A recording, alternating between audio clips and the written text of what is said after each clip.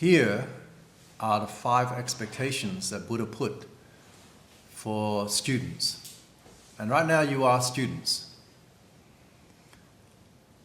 When a teacher is present to teach you, or not even present, if you have a teacher, as I'm teaching you, my student, but as parents, you are the teacher to your children, isn't that right? So in the same way, when you are as a parent or as an auntie, uncle who teaches other people, as a teacher who teaches at school, these are the 5 things you also need to practice from what the Buddha teach. It's hard to be a parent, isn't that right? It's hard to talk to your children. It's hard to be a teacher. Understand?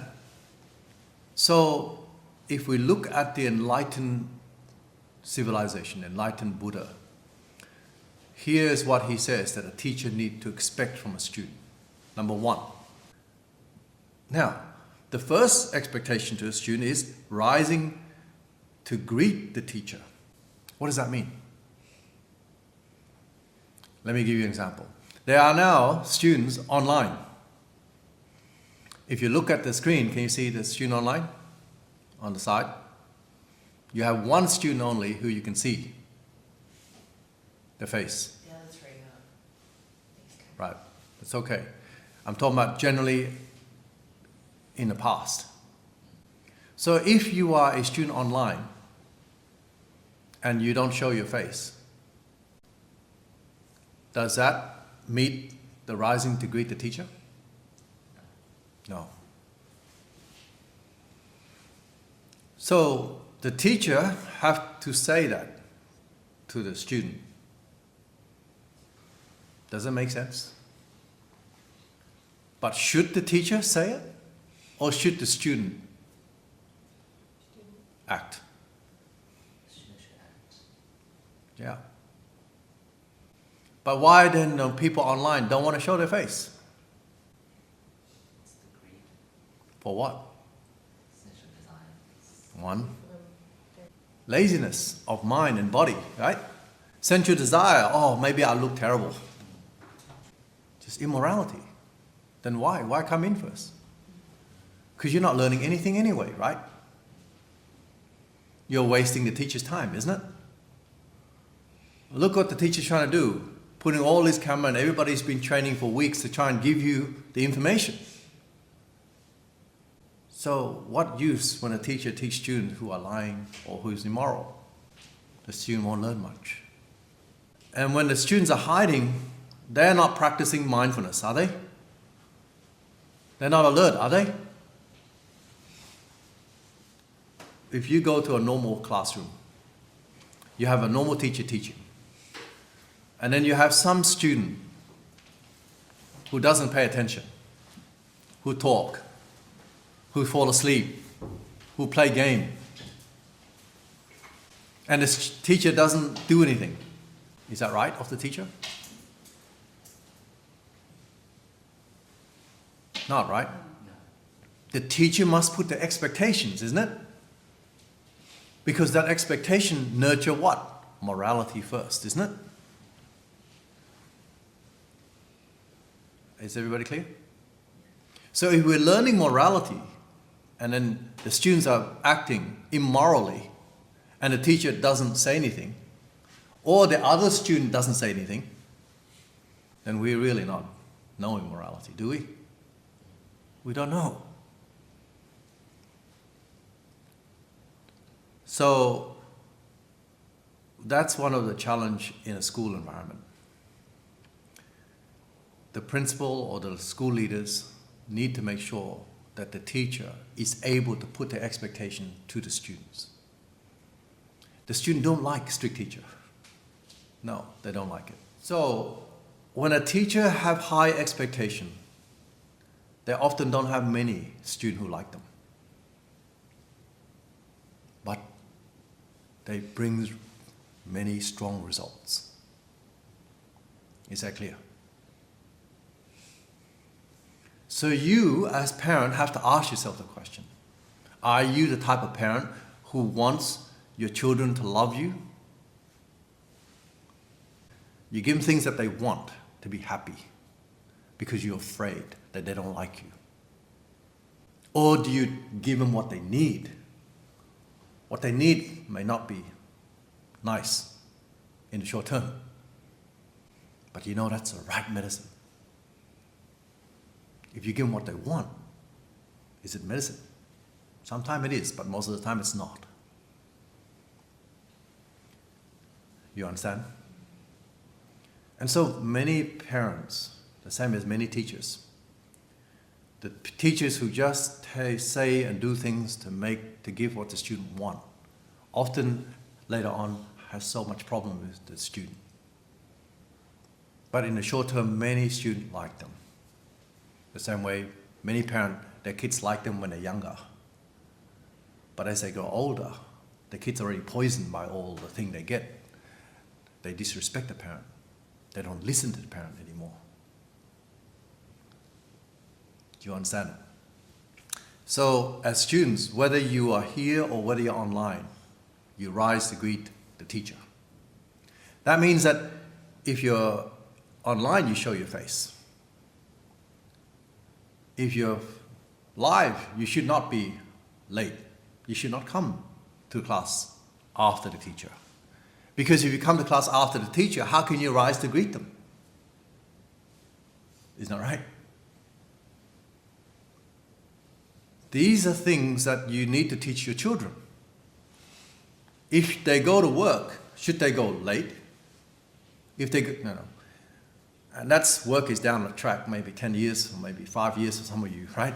For your children. You don't have to wait for them to go to work. They have work these days. Their job right now is what? What's your children's job? Study. What is it called? What's that career called? Student. That's their career right now. Isn't it? They actually have a job. What's their other career? What's the number one career? No, they're your children. Son or daughter. Son or daughter. Is that a career? Yes. That is a career. That's bigger than being a student right now, isn't that right? But son and daughter is another name for student of a parent, isn't that right? So if they don't know how to respect the employer, as son and daughter, the employer are the parents, isn't that right? Mother and father. As a student in a school, the employer are the teachers, isn't that right? So if they come to school late, what do you think they do in life later? They'll go to work late. Yeah, they go to work late. If they don't do their work properly to meet the teacher's need, what do you think they do later in their life when they go work? Not do their job. They produce their work poorly. So, if your children are not listening to you when they're in a teenager, they are poor employees, isn't that right? Because they have poor managers, poor leaders, or they have poor teacher. The question says this: is it right for a parent to help their children select who they should hang around with? Yes. Because you are trying to protect your children's future, isn't that right? It's not wrong. And people learn from other people, isn't that right? Yes. That's what the Buddha says, discernment. So then Pao Buddhist School is not very popular as well when we select families. You know what I'm talking about. You all went through the selection process, right? So the interview question is very real, isn't it? And for that, we were not well liked. You understand why? We select not students, we select family. Whereas selective school, what did I select? Academic. Yeah, just intelligence. But our school, we're selective, we're selecting family. Do you understand? If you want to if you're a government, you have the power to say, this school becomes selective. We select only the smart student. Right? Will you always get high result? most likely you will get high result because everybody who study, because you're already selecting the one who study, right? They study hard already, the parent know how to do it, the kids know how to do it, they will go in there and compete with each other. You will always get likely to get high results. But high intelligence, does that mean high morality? No. Very unlikely. Very unlikely. But they can be moral too, can't they? Yes. Not that they can't, they can. But if your focus is just academic, you know what parents are like in a selective school? Lucky for you, I graduated from a selective school. The children in selective school, the parents are like slaves. Okay, don't worry, I'll do it for you. Study. Go, go, go. The parent bow down to the kids and the kids act like king and queen at home. Study, study, study. Lots of, I'm not saying all, okay? But a lot of intelligent kids, their morality is not that high because the parents' fault. But there are good, intelligent family who the parents still push, right? But don't forget, the parent is not the only one who's actually teach morality or immorality. Where does the children learn the morality, immorality from? Most from the parent or from their friends? From their friends. Yeah, and social media. But their friends are first and foremost. If they go to social media, they follow their friends as well. Where do they go? Wherever their friends go. Understand or not? So we have a hard job here to try and make sure that we raise our children properly. Often, a lot of Asian parents, they do everything for their kids these days. After school, they send their kids to tutoring 3-4 days a week. Why? When you're poor, the way out of poverty is to have a high ATAR mark, right? Because you hope them become doctor and lawyer and whatever, yes? Little did I realize, there's a lot of problem with people who are intelligent. I always say, you don't have to, you can check. Our world is not getting better, even though we have more and more intelligent people. Does it make sense? We're not getting any better. We have more smart people, but we have more problem. But now if you go to countries where there's not so many university, people don't go to many university, you find that the people are much better to deal with. You know what I mean? You know it. You don't have to ask me. You just go and you know. You can go to South Africa if you want. You can go to Fiji, a small island if you want. No university, but the people are just so much better. So these people who have all the intelligence, the academic, they are hard to deal with. One, they become just a slave to money. And then to them, if they have money, they act like they're God, like so powerful. But everybody don't like them very much. You understand what I mean? But if you're going to have immorality and you have money, it's better than having immorality and no money. Did you get what I just said? In other words, if you have immorality, it's better to be rich than to have immorality and be poor. That's worse. So the parent make that bet. Okay, doesn't matter. I hope that you're a good person, but let me make sure you're intelligent first. You understand or not? Because at least if you have money, you won't suffer in life, right? That's what most people think. Yeah, when you have money, you have less suffering. You can get things and you can solve problems, right? Because money helps you solve some problem. Not all the problem, but a lot of problem in life. Make sense? The problem where money can't solve, this is where morality and wisdom come in. But if you have immorality and you have no money, what do? this is where you turn to crime. Isn't it? So by rising to greet the teacher, my question to you is this. When you get back home today, and your children's at home, when you walk in the door, if they stay quiet and do nothing, are they rising to greet you?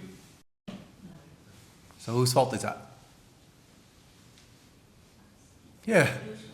No, you. She's right. Your fault. Not teaching them right. They should say, oh, hello, Mom, Dad. That's rising to greet, right? Would you like some water? That's rising to greet, isn't it right? What's the next one? Waiting. Waiting on them. What does that mean, waiting? The actual word waiting in English also means, when you run a table, like restaurant, cafe, that's called waiter, waitress. What do they do? Waiter, waitress. Service. See, if you read that, you just say, oh, they're waiting for you. Come early and wait for you. Yes, when my student come and they just do wait for me and their brain is dead, that's not waiting. You notice now they give me my employee here, they give me tea, they give me this, give me that. It looked really bad in today's world, right? It looked like I'm such a olden day leader who demand service. You understand or not? Reality is not like that. I used to do what the Australian work life, oh, don't do that. You make it look like you have so much power.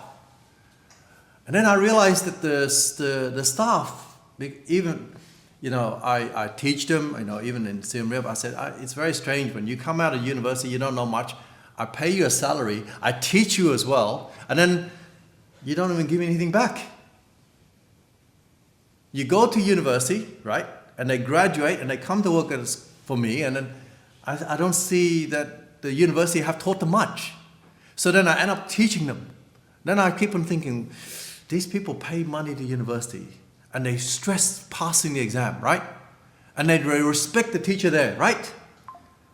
And then I realize, they only respect you if they pay you.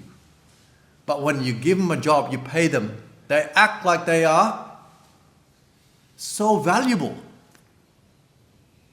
Does it make sense? So then I realized, I had a lot of staff, and that's the main problem. They think with a university degree, they are so valuable. But let me tell you something, now I'm 54 years old. I've employed hundreds of people. Lots of people, even the old one, but lots of people coming out of university are also very low value. In fact, what they learn in university, we have to teach so much. So often I get very annoyed. I said, I should charge you for the teaching because I'm teaching you more than the university have taught you. Does that make sense? The work here, we teach them more than the university. Like maybe 5 to 10 times more. We should charge maybe just double the university. When you charge people, they respect you. Your kids and you, some of you have gone to uni, right? You studied night and day, lost of sleep, and you're paying money, yes? But yet, when you get a job, you act like you're a piece of paper. You're so valuable. You really don't know much. Does it make sense? So, at first I was having problem because I grew up in Australia as well. The Australian society taught me that way. Oh, don't do this. Oh, you have a mindset of a man that is toxic, And I realized, no, everything they say is wrong. All I'm going to do is I'm going to teach you how to have morality. The one was getting up the greeting, waiting, which means what does it mean when a student wait on a teacher? The student should look and see what the teacher needs, isn't it right? For example, public school have right livelihood, the cooking. That cooking is very, very important to teach your children how to wait for you. When you go home, and your children can cook you dishes sometime when you're busy. If you go out to a meeting and you can say to your children, okay, you can cook dinner tonight. They have to go through so much preparation in their mind to prepare that dinner for you, and they feel so good about it that they learn responsibility, they learn how to be accountable, they learn how to be honest, they learn how to service with you, they give you generosity. Do you understand? So if your children are selfish now or in the future, it's because you haven't taught them how to wait, like waiter, waitress, right? It's your fault. Do you know how many parents come to me and say to me when the problem occurs, my children don't listen to me, but they listen to you. Please teach them.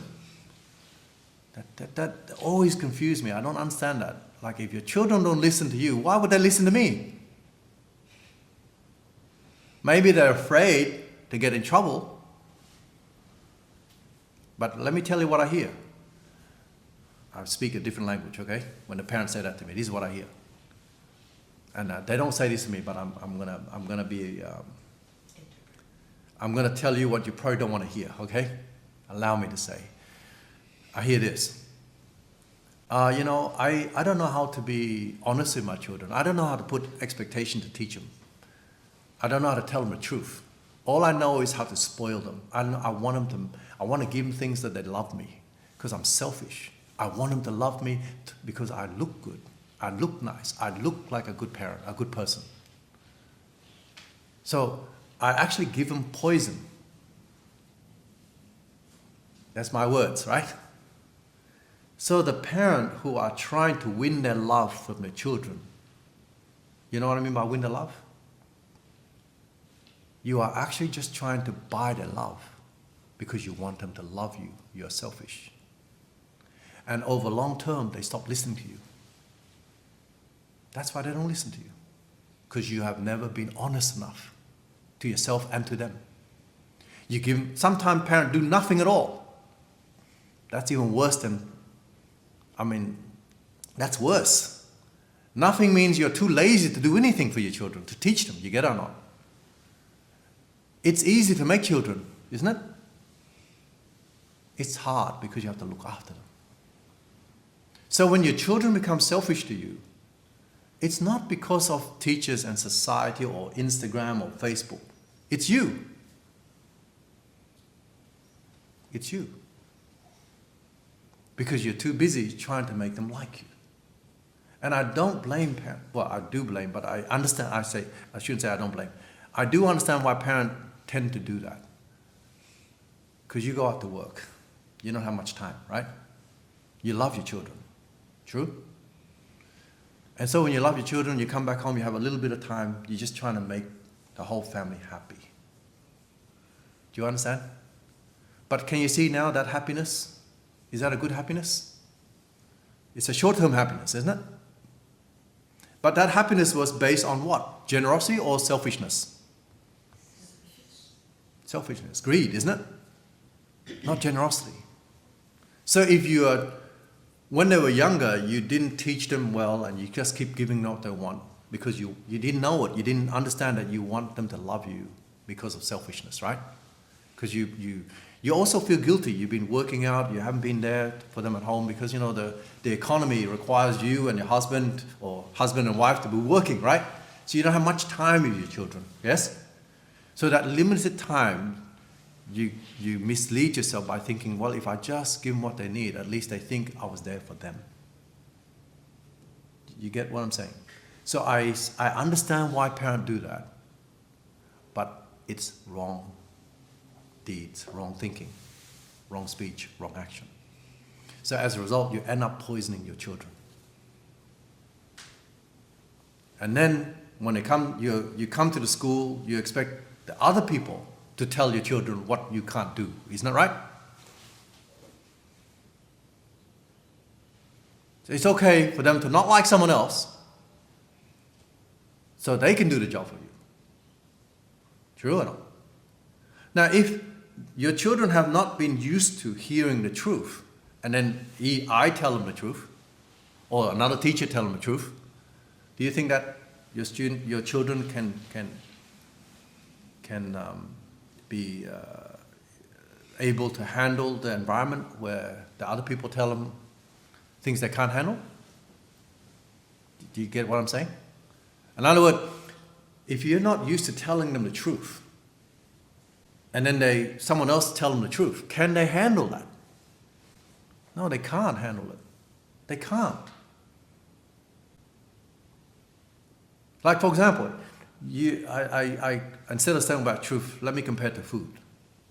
You've been giving them sugars, ice cream, lollies, and cake. Sweet, yes? And then suddenly you go, well, my children don't know how to eat salt and bitter, the bitter stuff. But you can teach them because they listen to you. Give them bitter melon.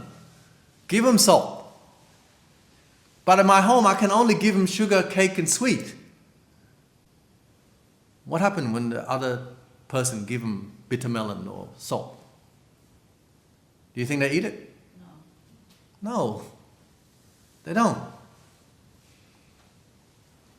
But the parent taking your money and then go and pay someone else to teach you. You're a contracting worker, aren't you? You're contracting parents, aren't you? You understand why it doesn't work? It doesn't work. So, waiting for them meaning teach them how to serve. It's a shame, isn't it? The school has to teach your children how to cook and serve. True or not? But we do it anyway because our society now, I know that parents, a lot of kids here at this school, before we start our cooking program, if you ask the children, can you cook? They go, yeah, I can. What can you cook? What do you think the answer is? Instant noodle? Fried eggs. Agree or not? I think a lot of your children, before you come to this school, that's all they can do. Fried egg and instant noodle, and they go, oh yeah, I can toast the bread. Oh wow, that's great cooking. I said to them, anybody can fry an egg. In fact, on a hot day, I crack the egg, leave it on the floor, it'll fry itself. You ever seen the Australian sun, right? Crack an egg, put it on the cement, it will cook itself, yes? And they call that cooking. And I did tell you the first year when the school introduced Right Livelihood, I had 2 or 3 family, I can't remember, at least 2 family left the school. And they were parents of girls as well. And they accuse us and say, well, this is a modern generation. We don't need girls to know how to cook. The boys can cook too. And I said to them, yeah, the boys are cooking in this school. Right? But they still think, oh, this is a terrible school.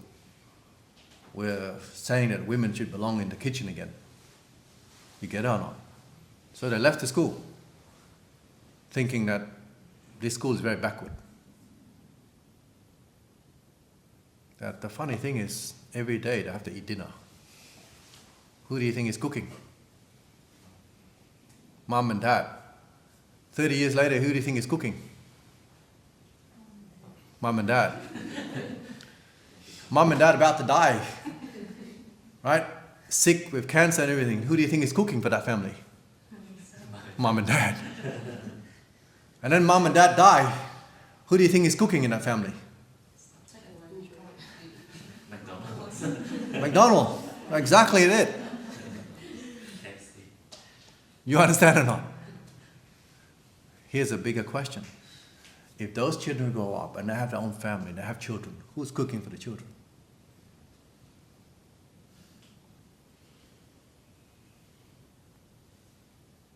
Who's cooking for the children? They are cooking for the children. If the grandparents are alive, still the grandparent, right? They're meant to be cooking for their children, right? Yeah. But they don't. Have you seen some parent? The children eat very poorly because the parent don't know how to cook. Have you seen or not? Have you had friends who do that? Yeah. Come on, don't lie to me. Don't be shy. I don't want to say like, don't be shy. Tell me the truth. Yes. You know, you've seen it. Right? Now, for hundreds and maybe thousands of years, children are happy to come back and see their mother. You know why? Not father, mother. Why? Food. food. Mom cook beautiful food. I miss home. They don't really miss you. They just miss your food. Hey, I'm the same, you know. When I was younger, I miss my mother's food. But through that, I developed, as I grow up, I appreciate her love. I have a warm home to come to. That's the power. Nowadays, father cook, right? Mother cook. If the child's unlucky, McDonald's cooks. Pizza cook, right? Pizza, places. Do you understand? Teaching them to wait. Make sure they cook you some dinners. It's okay. But for them to cook you good dinner, you make sure you teach good cooking. If they just cook roast potato, rice, boring food, your grandchildren will not have a warm home to come to as well. Your grandchildren, you understand or not? Because your children will be terrible parents. So if they're terrible parents, the kids are not going to want to come home and learn anything from the parent. They learn somewhere else. Does that make any sense? So cooking is such a powerful educational program. And what does father do? Nowadays, father cook too, right? But some fathers don't cook. What do they do? Sit and wait for the food to be served. Sit and wait for the food to be served during dinner time. But a good father will look after the house, fix this, fix that, bringing the children to learn to fix that, fix this. Right? Understand what I mean? If you have a car, you have electrical work that needs breaking down, you hope that the father take the children to teach them that. Maybe the father can provide the electricity for you to cook on, or the gas, and bring the children to do that. Make sense or not? Children need life skill. Maybe the father, while sitting, waiting for mum to cook, teach the children about what's happening outside in the world. Talk through education. That's the role of the father. And that's what happened in my family home when I was growing up. My mother would bring good food, but when the food is around, even the father, the husband, sitting down with the children waiting for the food, because that's what brings the family together. And then the father talk and teach children about what happened outside in life. And then when you have father or husband who just sit down and say nothing, It's useless. So the father has a role to cook too. They have to cook the brain and the heart, the food of the brain and the heart. Understand or not? It's just a different cooking. So if you have husband who sit down like a monk, saying nothing to your children, you tell them you're not cooking. My mother's temple, not too far from here, across the station. Only women. Maybe out of 100 people, 10 men. The rest are women. I always say to her, is that a women's club? And I think it is a women's club. They get bored, As they get older, they got nothing to do. Where are the men? Where do you think they are? in the club. In the club, in the friend, Coffee shop. coffee shop. I don't understand. Like, I love Dharma talk, right? But when I go to Dharma talk, even Ajahn Anan temple, when the hall is packed during Ananda's birthday or puja, and I look at it, it's like, so many women. Where are the men? Not many men there. You know why? You know where they are? Why they're not there? It's harder to bring men to learn to listen to other men, because they often think they're smart enough. This is intellect. Intellect is not wisdom. Wisdom and morality is the matter of the heart. But many men think from here. So they think the women are stupid. They go and listen to these men talking. Even in this room, it's all women.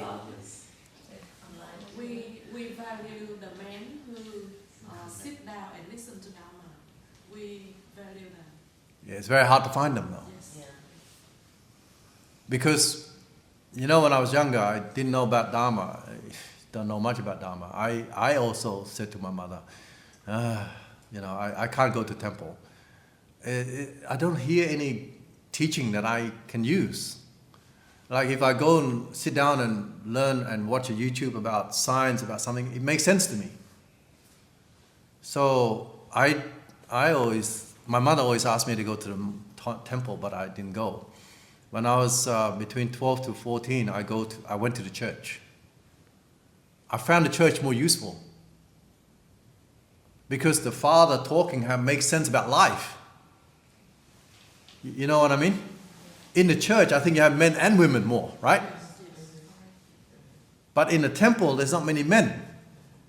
I don't blame the men totally. I actually blame the teachers in the temple.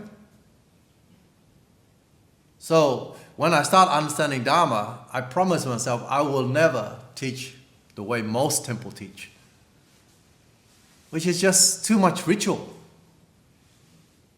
You know what I mean? In fact, Dharma is so powerful, it's like science. I invite questions. On behalf of Buddha, I'm just a student of Buddha, right? So, I hope you understand that each of us has roles. The mother has a role, the father has a role. We cook different food. You know what I mean by food? Like, don't just think food is, right? We each cook different food. You each have responsibility. One, to teach your children to rise, to greet you. Next one, to teach them how to wait. Father has your different role to teach your children how to wait, which means, do this, make sure you do this, make sure you do this for the house, make sure you do this, right? Mother, the same. And third, the student must be active, attentive, listen, pay attention. Fourth,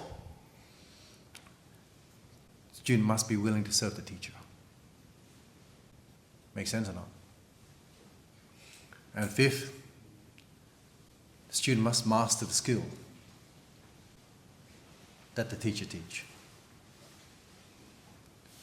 So let me ask you a question. Are you a teacher as a parent? Yes. Does your children know what you can do? The last one says the student must master the skill which you teach them. So if you have skills as a parent and your children have no idea what you do, have you satisfied the last one? In fact, take a long time, isn't that right? But it needs to start, isn't it? If they have nothing at all, no ability of what you have, then you are a terrible teacher. And if you're a terrible teacher, you are hoping that your children meet good teachers outside. But let me tell you, even if they meet Buddha, Buddha may not be able to help your children much because they are already poor, heart and mind-wise. Isn't that right? Hope. Understand what I'm saying? So last week we talked about when the children or when a person's morality gets bigger, you need to give them a food that continue pushing that morality to grow. What was that food? Generosity. And then I think Mrs. Sharma, who asked the right question, she said, isn't then generosity the same as the 4 Brahma Vihara? And that's spot on. But the Brahma Vihara is not enough. For example, but if you expand the Brahma Vihara carefully, it's all to do with generosity. So she's right. But to do something out of generosity and you have to think about only 4 types, that means your heart's not big enough. Generosity must come every moment you think. You take an action, you take a speech. So you don't have to wait for compassion to push you. You don't have to wait for loving kindness. Make sense? You don't have to just have selfless joy.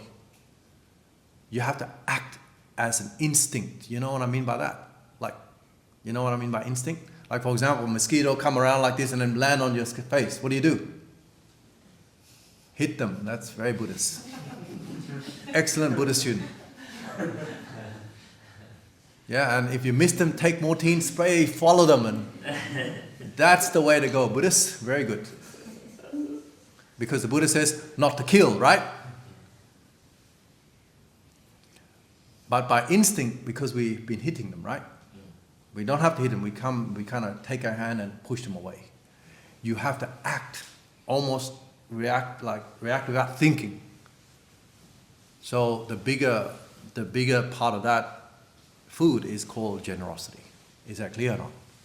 So if you treat generosity as a ground, then loving kindness, compassion, selfless joy, and equanimity are the things that grow on that ground. Make sense? But the ground is not generosity. What was the analogy that the Buddha used for the ground? Don't answer the people who's been in the school. Parents. You know why I like to ask questions? Because I want to check to see if you're learning. Okay? And some people don't like that. Men don't like it because they can't answer the question and it looks stupid, right? The men's ego is very big. If they're not wise enough, their ego is very big, men. That's why it's harder to lead men in kind of matter of the heart. But if you want to lead men, very easy, if you lead with intelligence. So I can lead men in the intelligence area. They follow because they follow who is smarter than them. But when you start to teach them matter of the heart, the men, they think it's stupid. Not all men, just a lot of men. The wise men, they don't think so. They will come. You understand or not? The wise, if I can, I don't have anything to draw for you. I need something to draw next time. I give you a number in my head. So if I give you 100 women, right? What percentage or what number out of 100 would be considered as good people, good female? You don't need it. No, I just use. Do you understand my question? Okay. Imagine I give you 100 women in one group and 100 men over there, and then people categorize. People classify human being into 3 categories, right? The very capable, very able, the not so able in the middle, and then the very poor. And one way to look at that is you look at if you got 100 people, you go, there's a group of people who are very smart, a group of people who are just medium, not so smart, and then you got the very dumb one. Can I use that kind of language? Okay, so if I give you 100 women, what number would be considered to be very smart? Very little. Give me a number. So out of 100, It doesn't have to be right, just make a number. She said 20. 20. 20, okay. What number do you think is average, like averagely smart? 15 or 50? 50. 50, okay, 50, good. So 50 plus 20, that means 30 left, right? 20 very smart. So I mean 30 women is very dumb, right? Okay, good. Now let's go to the men. If you have 100 men, how many do you think will be very smart? 90? No, not I think you. I want you to see what you see. Maybe When- 5. Maybe 5. She laughs. 50, okay. There's a debate between 5 and 50. 5, 50. You have to argue this challenge. Okay. We need one more answer because we got 2 extreme. No, don't need to answer yet. I'll get your reason later. We get the number first. Okay. How many people support 5? Hand up. Okay. How many support 50? Okay. The 5 has more votes. Sorry, you lost the 50. So 5. How many men do you think is in the middle? 90. Sorry? 90. 80, 90. Anyone else? 20 in the middle. 20. She's laughing again. Okay. Okay, let's take a vote. Let's take a vote. Who think it's 20? Who support 20 men only? In the middle. Okay, no one is that. Who? One. Yeah, I support. Support that one, okay. Who support 90? 90 men in the middle. I said 90. Okay, quick hand up. I said Okay, we have 4. No, I won't include your vote, so 4. So we win on the 90, right? So 90 plus 5 is 95, so the other 5 is very dumb, right? Okay, good. Hold on to your thinking, all right? Now I'm going to bring the life example. Have you ever heard of the saying from women?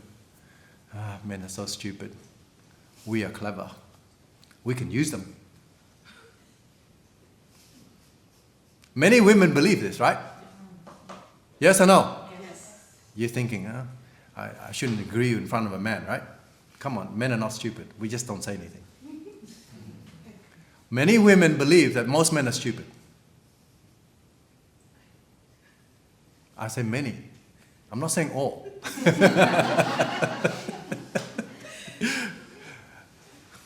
When you're married to a man for a long time, right? Many wives actually believe this.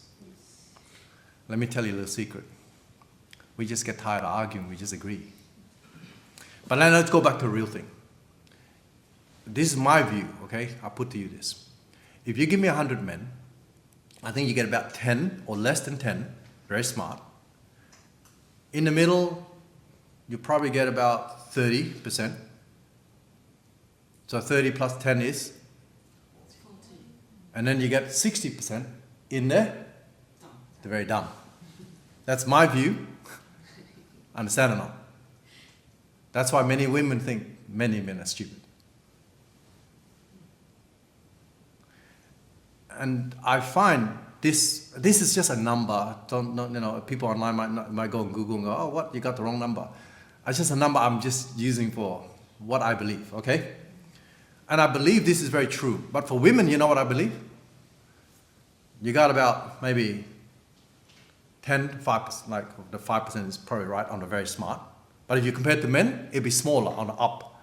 So if you have 10% for men and a smart society, part of society, you might have 5 for women. But the middle, the women I believe have 60. There's more women in the middle. Do you understand? And then a smaller percentage down dumb. You understand? So men is bigger down dumb, and for women bigger is in the middle. But in the extremely smart, you have more men. And that's a very small percentage actually. And the proof for that is, if you look at, for the last 50 years since, what is it called, women's movement, yeah? They have fight for women to be able to do what men can do, right? 50 years plus now. But yet the wall of successful people in the world of technology and design and so forth, even though women have free ability to compete with the men, they have not been able to enter that, to take a lot of that realm like the men can. I'll give you an example. Most CEO of big world tech company are men still. There's one exceptional female. She's Asian. She's actually CEO of AMD computer chip. There are women in there. But the percentage of women is still smaller than men, and no one stops them because it's a free world for 50, 60 years, right? So on the top, really smart people, and I'm talking about smart as in intellectual smart, building things, right? I'm not saying women are dumb. Actually, women are smart in a different area. Up there, if you look at wisdom, matter of the heart, you have more women. Make sense? But if you just talk about intelligence, there's more men up there. But if you talk about the middle, there's more women, less men. That's why a lot of women tend to think that the women are smarter than men, which is not wrong. Understand or not? Okay. So why do I raise that? It actually to do with why it's hard to teach men when you talk about matter of wisdom and morality. Understand? So to lead men to do things, it's easier to lead them in the intellectual. They will follow smart men. But a lot of men will have problem following men, other men as well. But here's an example of what I say is proof. I think you know that there are many more men in the army, in teams, yeah? And that has happened for many hundreds and hundreds of thousands of years. I think if you build army out of women, it's going to be very messy. You know why? It's hard for them to follow. They will talk to each other until they will probably destroy each other before they destroy the enemy. You might think I'm sexist, but I think you know what I'm talking about. Yeah. But for men, if they have an agenda, a project, they will agree to follow that project and do. But for women, they talk. That's why in the middle, there's more. You talk more, right? So you see our differences? Buddha explained that by, not by sexes, or we men say we're better than women, or women say they're better than men. Buddha explained that by, why are we like that? Karma. What we did in past life. This is the way our personality come by. So, if the temple have talk that are very unclear, like just follow this, do this, bow down and don't understand anything, you will not find men there. Don't blame them. You understand? That's why there's not many men in temple. But yet in the Christian church there are men. Because the teaching is more like this, isn't it? Talk backward, forward, and real life example. Makes sense? But every time you go to Dharma talk, it's just life, death, greed, hate. Oh, the men go, what am I going to do with that in life? You understand or not? But I hope that you have experienced through the talk so far, I try to use that to put into life. To use it in life. Make sense? I don't just talk about generosity. But generosity helps build morality. How does morality help you in life? I tell you that as well. Does it make sense? And I hope that you have learned that through this human user manual. I hope you have start to see that morality and wisdom is far more valuable than intelligence. Starting to see. But if you can't do it yourself, you have not seen it yet. You can spend your children for 18 years just putting intelligence and ignore the morality and the wisdom. And then you will find that child, when they become adult, very useless. I find so many intelligent Asian people who go to selective school who are nothing more than robots for people who have morality and wisdom. Some of them don't even have morality and wisdom, they can just talk. They can really have people skills, right? And they will lead these intelligent people anyway. You understand? Because morality has to do with speech, action. And a lot of intelligent people just working everything inside. It's like a very narrow road like that. You know what I mean? A very narrow road. Intelligent people are very narrow. And very hard to convince them. Unless you get onto that narrow road and you beat them to it, they will follow you. I do that all the time. I try to do it all the time in my life. So if you want to convince an intelligent people, you have to be more intelligent in that path. But if you put them to life, because their road is so narrow, they're useless in everything else. So if you really want to empower your children, widen up their heart. Because they can use that to also become intelligent. Because intelligence requires right understanding, isn't it right? You learn something, you understand it correctly. So as morality. Wisdom requires one more thing that intelligence don't have. So in our Eight Noble Path, Buddha says, the first one is the right understanding. If your children go to school, learn about maths, right, learn about science, right, learn about English, right, they have right understanding. They will get good HSE, right? But that doesn't guarantee that they are successful people in life. You got to make them wise. What did the Buddha say? One more factor that you need to make in order for that intelligent person to become wise. Right? Right what? No, morality is the next three. Right action. That's morality. Right thinking. Right thinking. You see, understanding doesn't mean you think right. It means you learned it and memorized it and know the answer. But right thinking means that even you know the answer, if that is wrong, you will not do it. Is that clear? And then after you get that, then you go to the next three in the Eight Noble Path. Right speech, right action, right living. That's morality. To get that morality right is very hard. Because you look at it. What was, when morality was young, we call it the child. What was the food to feed that young morality? What was the food? Loving kindness,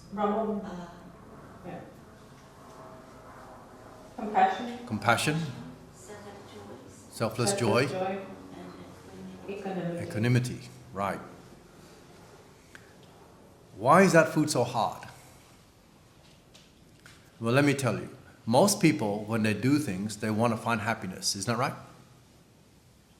There's two types of happiness. What are they? Selfish and selfless. Selfless joy. Yeah, selfless happiness and selfish happiness. Have you ever studied your mind when you want to be happy? When you want happiness, have you studied? Even the Dalai Lama says, the purpose of life is to be happy. Right? I think that's very dangerous to say that. If you study the Buddha carefully, the Buddha never said the purpose of life is to be happy. Why didn't the Buddha not say that? And why then does Dalai Lama say such thing? Many monks, if they're not careful, they go, I wish you happiness. But the Buddha never says, I wish you happiness. Not that he doesn't want you to be happy, but because the word happy has two faces. It's got two faces. You understand what I mean by two faces? I talked about two wolves in you, remember? A black and a white. Happiness is the same. It's got two faces, two wolves inside. A black wolf happiness, a white wolf happiness. Or selfish happiness and selfless happiness. Study it for a moment. If you are seeking happiness that is selfish, that comes from hate. I'll put that to you now. That comes from hate. Can somebody tell me why? If you're looking for happiness that is selfish, which is very hard to see, it actually came from hate. Let me give you a simple example. What's your favorite color? Good. That is selfish happiness. It came from hate. Who can explain? Because she hates all the other colours. Yes. It's very simple, right? For her to like black means she hates every other color. Not, different degree. I hate maybe a big word, right? Big word. Can I just say you dislike other color? Do you see it? When your happiness is coming from greed, it is poisonous. It will bring you pain. I put to you that. Go home, live your life, think about what I say. Can you give me an example of selfless happiness? Anyone cook a meal for their children this morning? Anyone went shopping yesterday to buy food for the week for the children, family, husband, mother, father? You did that because it was more selfless happiness, isn't it? Yes?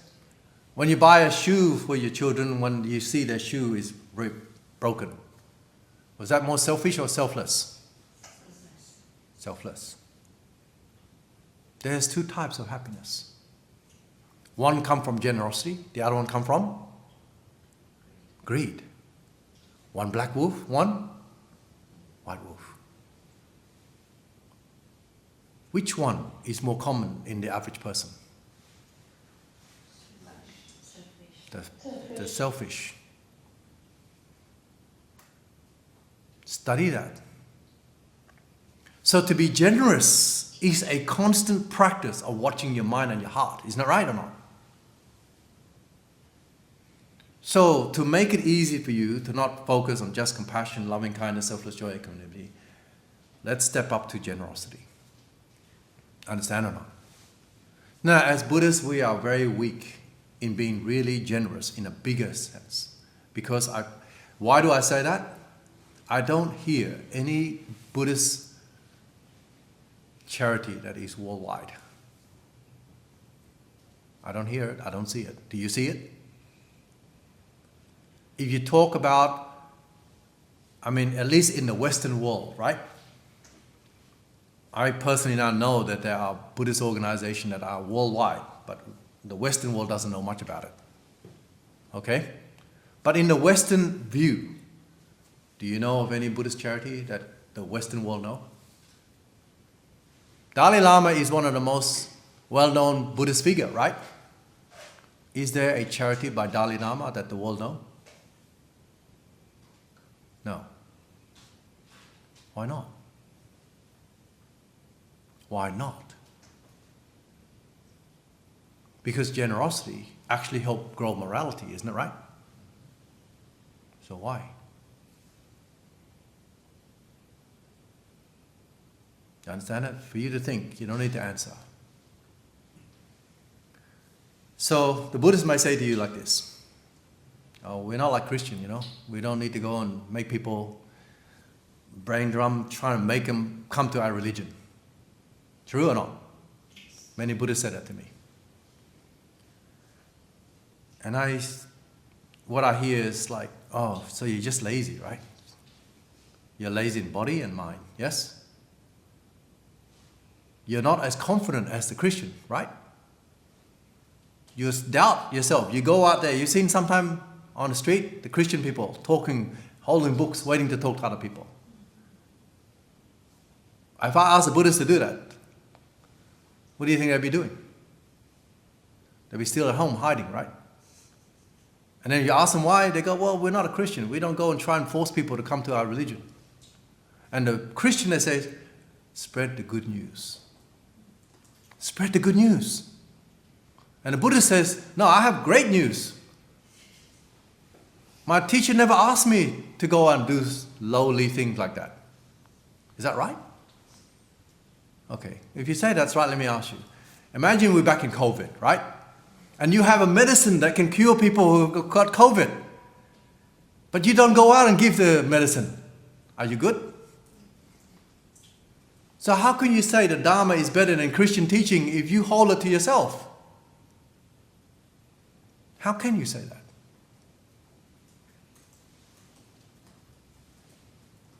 Are you good? Are you generous? Or you have sensual desire, which means, oh, I look stupid, or I look bad. The face. Do you know what I mean? Maybe we got the wrong view. Maybe we think, oh, that looked bad. You know what I mean? And the Christian don't think that. But come back to generosity. Who's more generous, the Christian or the Buddhist? They believe their Bible has good news, right? We know that Dharma is universal, not just religion. It's actually good medicine, right? But no one is willing to go out and help others. It's the same as you have COVID medicine, right?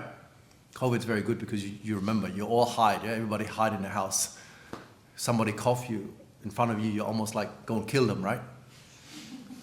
Because at the time you're scared because you don't know, rest. You thought, oh, yeah, I can catch you so easily, yes or no? But if you have that medicine, you know it can cure COVID, and you don't share it, what does that make you? selfishly greedy, isn't it? So the fact that Dharma, the teaching of the Buddha, is not well known by people, I believe it is the students of the Buddha's fault, the Buddhist fault. You understand? It's our fault. Now, I'm not Indian. I'm Asian by this birth, right? By this birth, by this human birth. That doesn't say that, oh, the Dharma came from an Indian man, I should not spread it, right? That's wrong either. That's wrong as well, isn't it? And I should not take the Dharma and make it Chinese or Cambodian or... No, the Dharma is Dharma given by an Indian enlightened king. If I try to change that, I will be wrong because I'm not anywhere as high as he is. Make sense or not? So deliver the Dharma directly and then say it's from the Buddha. Tell it where it's from so they can read it. Don't make up your own. Make sense? But ignore that for a moment. Have you tried to spread the Dharma?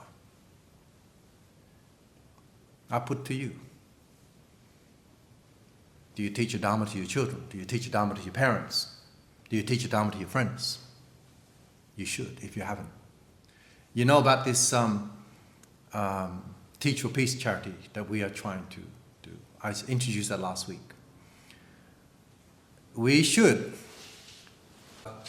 cultivate our generosity towards spreading education that has Dharma in it. Understand or not? So I invite you to start developing your generosity. But we do it together and try to support this charity called Teach for Peace. Why did we call the charity Teach for Peace? To get peace in your life. Everybody's after peace, isn't that right? Not just happiness. If you want peace, you need to educate yourself. The higher the education, the more chance you have peace, isn't that right? If people are poor, the reason why they are not having peace is because they don't have enough education to free themselves, isn't it? So, can somebody get up and show the bottle? Is that cut already? Yes. The bottle? We don't have to go and produce things in China, buy cans in China. That's not cut, is it? Can I have a look? Is it cut somewhere? Yeah. Oh, where's the cut? Oh, here. There's a cut here. I think the cut should be up here because I'm hoping the here can grow the money. I'm thinking from generosity, not from greed. Are you clear or not? This is very her own. Oh, here. Yes, it cuts up here. My eye is not so good close up. Oh, yes. That's a better cut. Don't cut yourself. Teach your children the same. Each one in your family. Okay, this is Brian, Joanna, donate.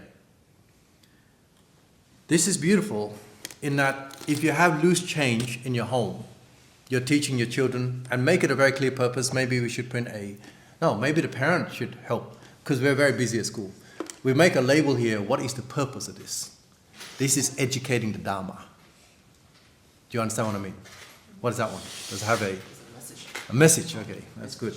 I like to see all this from parent. Sponsor a child to school for $100 per month or $5 per day. Okay, that's great. There's a message here. Sponsor a child to school. This education to your children or to your family is what I'm talking about earlier, teaching. You don't just put things without teaching. Remember what I said? We Buddhists are not very strong in our teaching. And don't give up on your children or your family or your husband, right? And if they don't come to Dharma, it's the wife's fault. Let me blame you now. You understand it yet? Today I explained to you why men don't like to come to Dharma, all right? But when you do things like this kind of message, see, even here, it just has one word, donate only. But put it. Find a message. And if I can ask you, parent, to help put a beautiful message so that we can print a sticker and we can give it to parent to stick on that bottle. The message should be the same. I hope you understand. And if you know the Dilchan school, put that, invite the parent in so that we don't have to show them once in a while. Would you like to be part of this school? See what they're asking for. You know what I mean? I mean, I can show you, but my own... Oh, yes. I just received a message from them when they need help. $150 now, I think, is you support a teacher for 6 months. 6 months. All these children here, every time we go, they will cook over here for us. And the food is very, like, it's just a lot of soup and then naan bread. I hope that parents will organize some teacher peace trip to India or to part of Asia that are growing, that they are developing still, right? You bring your children there. We don't want to organize it on behalf of the school because the school has too many laws. You know what I mean by law? We have to look after the children. Something happened to the children, the school, the teacher is responsible, and the teacher is tied to the school, then the school has to report, or the school will be shut down by the government because something happened to a child. We want to organize that, but because there's more and more laws, we stop. But if the parent organize a group together and the parent take responsibility, it's okay, easier. I think I'll give you a task. Start this teacher piece as a parent group. Next year, not this Christmas. This Christmas is too short. Unless you can, I don't know. Organize a teacher piece charity and go and visit somebody's school that you support. That's India. We also have Cambodia. Sachit, you can hear me, right, Sachit? Can you prepare a video? Oh, Sina is there as well.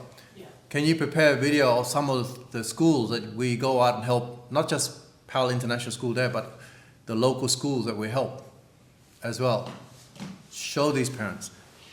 And you're from Vietnam? From Vietnam? There are poor schools in Vietnam. This is Dharma.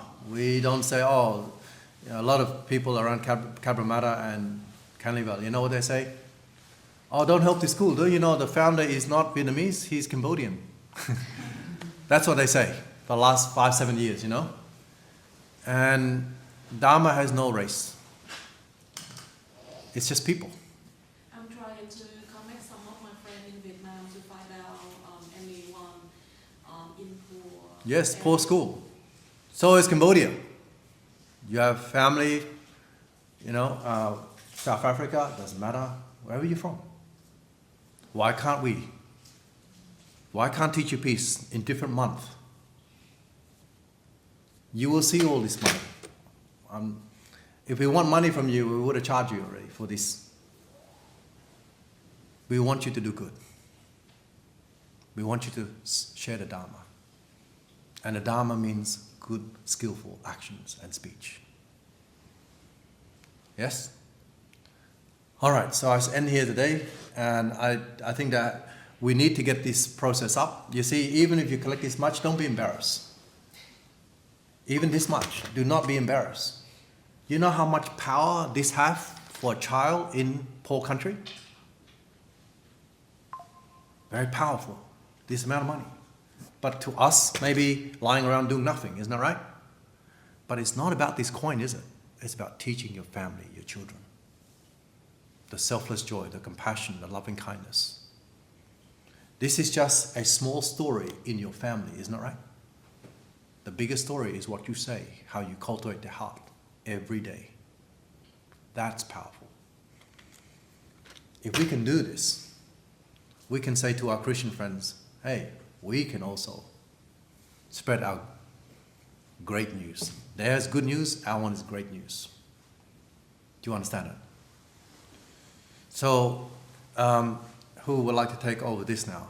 I'm finishing here for this week. This should be about this now. And I think parent, you should step forward and really get this together. You don't have to have expensive, bamboo coins. We have plenty of plastic bottles, right? I think the parent group, you can organize a sticker that's common message that has a teaching everywhere. You have this for your family. Does your relative family, your brother, sister, or your auntie, uncle have one also? Think about that. And then when you ask them to do this, I guess I can predict that it's too hard, so you're too lazy to tell them why. The same way you're too lazy to tell your husband to be here, right? You got to teach your family, your relative, and friends what you're doing. This is now acting better than the Christian family, or maybe the same as the Christian friends of ours. Maybe we should do the same first, right? You have to go and teach your friends and family. Start from here. Be generous. It's hard. Do you agree or not? But I have confidence. Look at how many people here. I have more than the Buddha's number of students in the forest. He had 5. Look how many of you here. And you're not poor like those 5 monks the Buddha teach. Each of you came here by car, right? Probably live in some good luxurious house compared to those monks. Understand or not? Those monks had nothing but robes. And they were able to spread Dharma everywhere. So this is a teacher pieces, I hope, will be a Western Buddhist charity organization that the Western world will start to recognize in 10 years from now. We should not be silent. We should share our medicine.